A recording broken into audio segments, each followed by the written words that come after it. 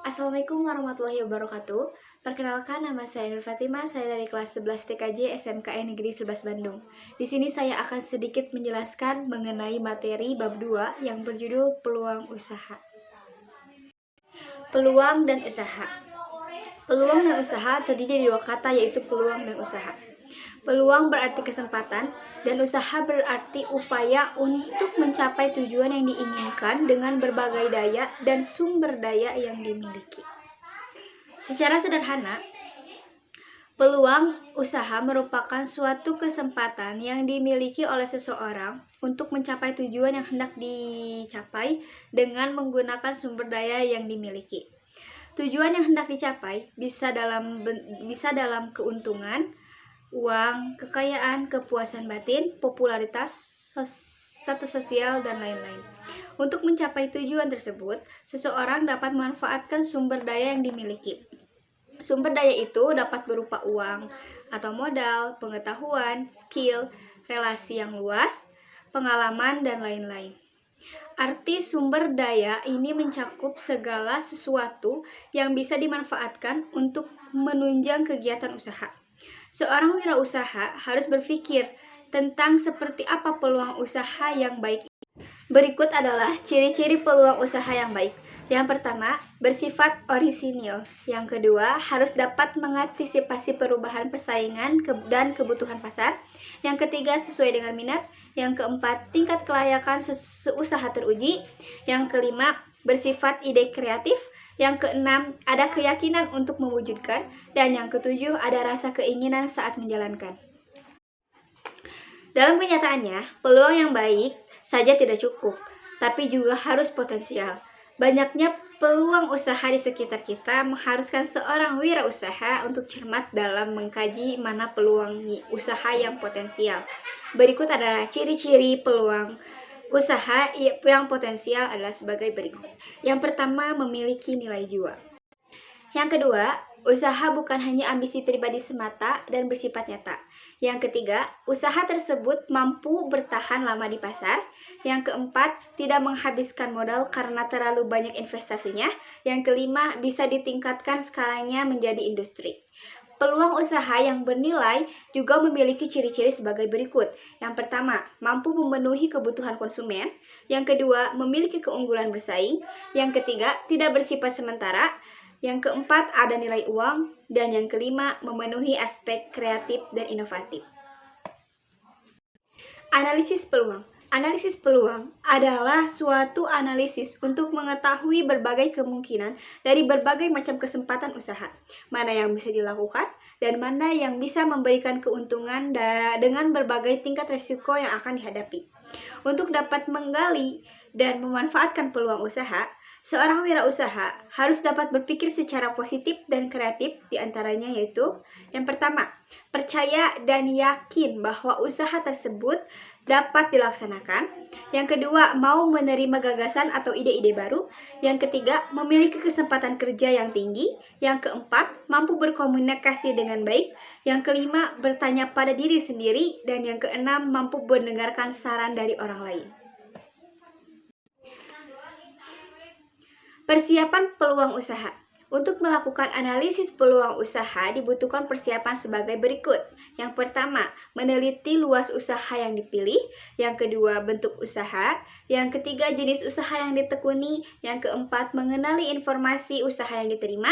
Dan yang kelima, memiliki peta peluang usaha yang menguntungkan. Langkah-langkah analisis peluang usaha. Yang pertama, membuat sketsa bidang usaha yang ditekuni. Yang kedua, penyediaan modal. Yang ketiga, mengurusi surat izin usaha. 4. Menyiapkan tenaga kerja. Yang kelima, menyiapkan sarana. Yang keenam, menyiapkan bahan baku. Yang ketujuh, menetapkan lokasi. Yang kedelapan, menetapkan metodologi. Yang kesembilan, menetapkan teknologi usaha. 10. Menetapkan manajemen. Dan 11. Mencari mitra usaha.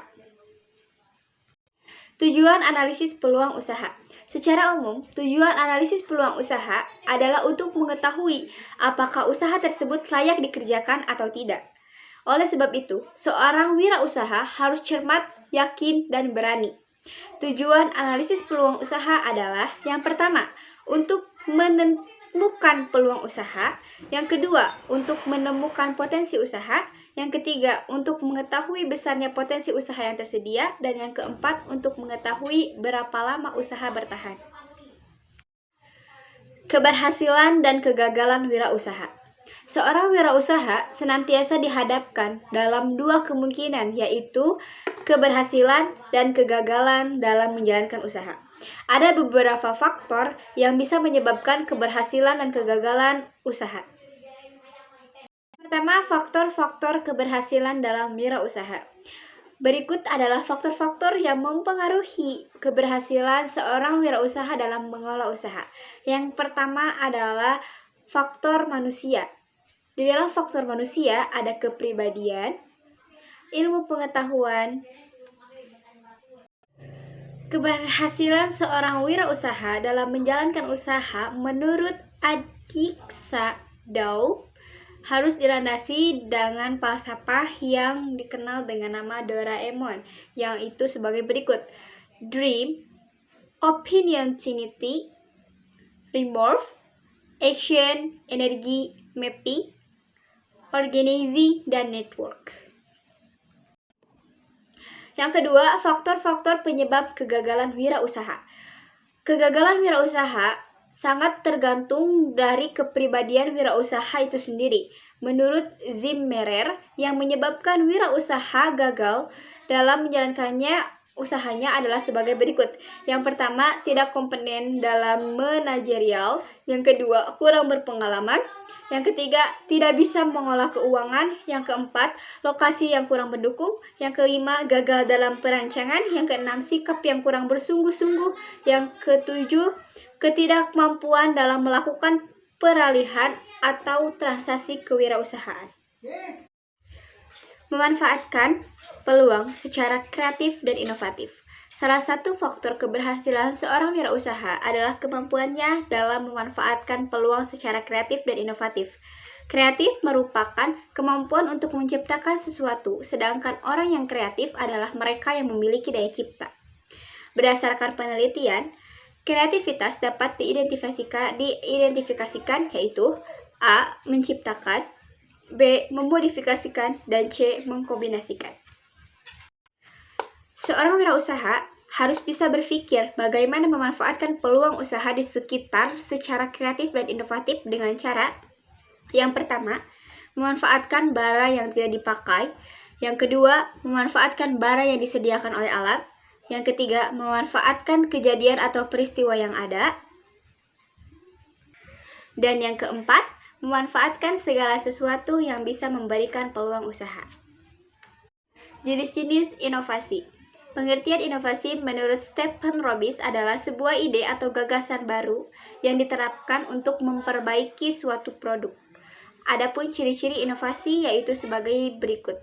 Yang pertama, memiliki kekhasan atau khusus. Yang kedua, memiliki ciri atau unsur kebaruan. Yang ketiga, dilaksanakan melalui program yang terencana. Yang keempat, memiliki tujuan. Sedangkan jenis inovasi menurut Kurarto ada 4 jenis inovasi, yaitu invasi atau penemuan baru, ekstensi, pengembangan dari yang sudah ada sebelumnya, duplikasi, penggandaan, memperbanyak produk yang sudah ada dan terkenal. Dan yang keempat, sistensis, penggabungan atau pengkombinasian konsep dan formula yang sudah ada menjadi formula yang baru. Peluang usaha. Peluang usaha bersumber atau diawali dengan adanya ide atau inspirasi yang bersumber dari faktor internal dan eksternal. Cara memanfaatkan peluang menurut Dr. DJ Stansworth. Yang pertama, percaya dan yakin bahwa usaha bisa dilaksanakan. Yang kedua, jangan bergaul pada lingkungan statis yang akan melumpuhkan pikiran. Yang ketiga, senantiasa bertanya pada diri sendiri, bagaimana saya dapat melakukan usaha yang baik. Yang keempat, banyak bertanya dan mendengarkan. Dan yang kelima, memperluas pikiran. Pendekatan analisis peluang usaha. Ada beberapa pendekatan yang digunakan dalam menganalisis peluang usaha, yaitu yang pertama, analisis SWOT, merupakan Analisis untuk mengetahui faktor internal, strength and weakness, dan eksternal, opportunity and threats. Perusahaan SWOT sangat penting untuk mengetahui kelebihan, kelemahan, peluang, dan ancaman sehingga wirausaha bisa melakukan strategi yang tepat. Analisis SWOT digunakan untuk mengetahui A. Strength, yaitu kekuatan atau kelebihan yang dimiliki perusahaan yang dapat dilakukan untuk mendukung usaha. Contoh, memiliki produk yang berkualitas dan sudah dimiliki masyarakat, memiliki tenaga kerja SDM yang berkompeten dan loyal. B. Weakness, yaitu kelemahan yang dimiliki oleh perusahaan bila tidak diatasi akan menghambat kinerja usaha. Contoh, karyawan yang kurang berpengalaman. C. Opportunity atau peluang atau kesempatan untuk mengembangkan usaha. Yang D. Threat atau ancaman, gangguan, dan hambatan. Studi kelayakan bisnis. Studi kelayakan bisnis adalah menganalisis faktor-faktor bisnis dalam menentukan rencana bisnis tersebut harus dilaksanakan, tidak dilaksanakan ataupun ditunda, dan untuk menilai kelayakan dalam pengembangan sebuah usaha. Manfaat studi kelayakan bisnis antara lain digunakan untuk yang pertama, merintis usaha baru. Yang kedua, mengembangkan usaha yang sudah ada. Yang ketiga, memiliki jenis usaha atau investasi yang paling menguntungkan. Tatapan studi kelayakan usaha dapat dilakukan dengan cara A. Tahap penemuan ide. B. Tahap penelitian usaha. C. Tahap evaluasi. D. Tahap pengurutan usaha yang layak. E. Tahap perencanaan pelaksanaan. F. Tahap pelaksanaan. G. Tujuan studi kelayakan bisnis dan usaha. Sekian presentasi yang dapat saya sampaikan. Mohon maaf apabila ada kesalahan. Wassalamualaikum warahmatullahi wabarakatuh.